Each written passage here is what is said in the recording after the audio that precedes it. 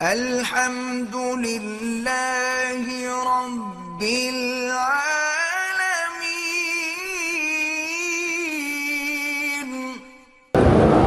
جانے یا انجانے میں بندے سے گناہ ہوتے ہیں۔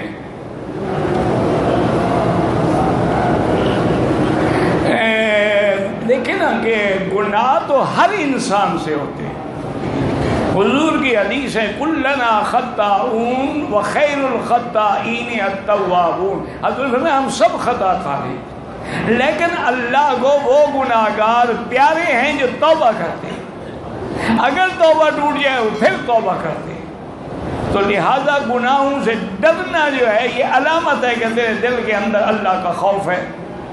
اور گناہوں سے بچنے کے لیے سب سے بڑا عمل جو ہے وہ ہے لا حول ولا قوت الا باللہ العلی العظیم۔ ہر نماز کے بعد 7 دفعہ اسی نیت سے پڑھا کرو کہ یا اللہ مجھے بد نظری سے بچا، گناہوں سے بچا، ہر قسم کے اوپر تیری طاقت کے سوا کوئی بچا نہیں سکتا ہے۔ لیکن پھر بھی اگر گناہ ہو جائے توبہ کرو، انسان ہے، انسان کا تو معنی یہی ہے کہ اسے خطا ہوگی۔ معصوم تو صرف انبیاء ہوتے ہیں۔ اور دوسری بات یہ ہے کہ بری صحبت سے بچو، اچھے لوگوں سے تعلق رکھو، ان کے ساتھ اٹھنا بیٹھنا ہو۔ لڑکی ہے تو دین والوں سے تعلق رکھو۔ یہ آزاد خیال جو آج کل لڑکی ہیں ان سے بچنے کی کوشش کرو۔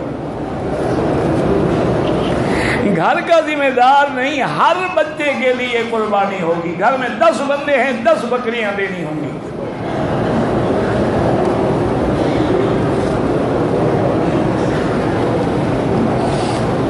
اگر مکے میں رہنے والے نے حج افراد کیا، ٹھیک ہے، اس نے مینا سے نکلنے سے پہلے طواف بھی کر لیا، صفا بھی دوڑ لی، تو واپس آ کے صرف طواف زیارت کرے گا، صفا نہیں دوڑے گا۔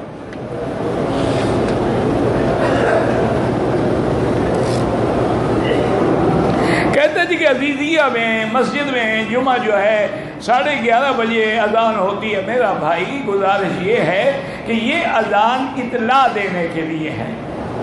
اس اذان کے بعد آدمی کو سنتیں نہیں پڑھنی، یہ تو اعلان ہے، اعلام ہے، خبر ہو تاکہ لوگ فَاسْعَوْا إِلَىٰ ذِكْرِ اللَّهِ، اللہ کے گھر کی طرف چل پڑے۔ اور اس کے بعد جو ہے پھر اذان ہوتی ہے الحمدللہ، وہ تقریباً 12 بجے کے قریب ہوتی ہے۔ لیکن زوال جو ہے وہ تقریباً 12:05-4 پہ ہو جاتا ہے۔ آپ اس وقت سنتیں پڑھ لیا کریں۔